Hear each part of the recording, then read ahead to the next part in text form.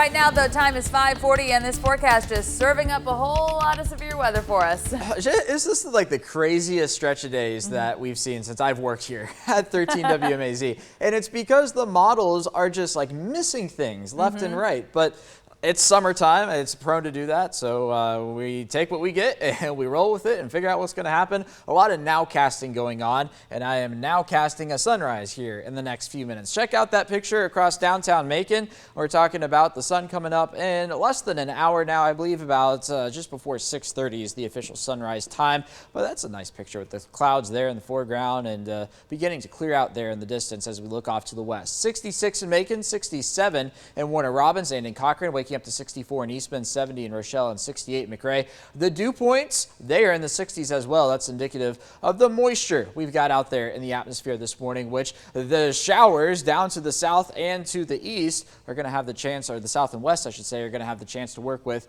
as we work our way through the morning hours and into the afternoon. So if you were watching yesterday morning, we were talking about 3 rounds of systems coming through central Georgia. What you see down into southeastern Alabama moving to the southeast, that is round 3. What was not on Future View yesterday morning was what's between Birmingham and Montgomery right now, extending back into Mississippi. So this showers and storms between Montgomery and Dothan sliding down into the Florida Panhandle, they have a southerly component to it, right? Well, this cluster here has a northerly component to it, and this one is moving more easterly. So we're thinking that the showers and storms between Birmingham and Montgomery are going to move towards central Georgia, and then I don't know what that's going to do, but we're going to find out right here over the course of the next couple of hours. As of now, it's technically moving towards us, so we'll see on all of this.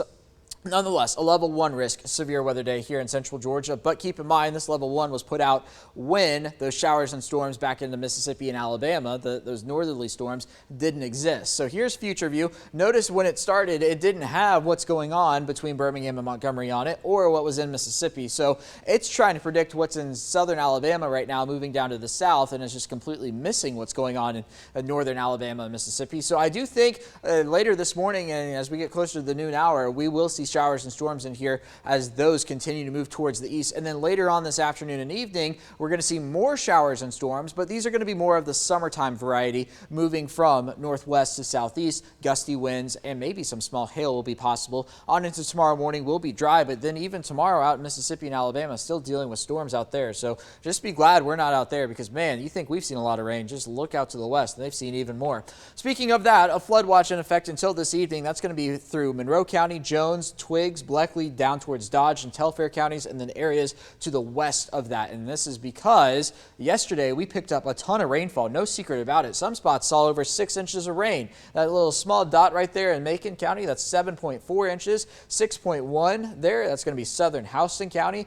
Even Bleckley County, close to 3 inches of rain. Yeah, you're not getting 67, but 3 inches of rain isn't nothing. And over the course of the past several weeks, we've been fairly dry here in central Georgia, so the rainfall is welcome, and we're going to add to it here in the next few days. So between now and Saturday morning, don't pay attention to these exact numbers, but the pattern, generally speaking, we could add an inch or 3 inches of rain to the total rainfall before all is said and done. And here's how we're going to do it. On into Saturday afternoon, we'll be dry.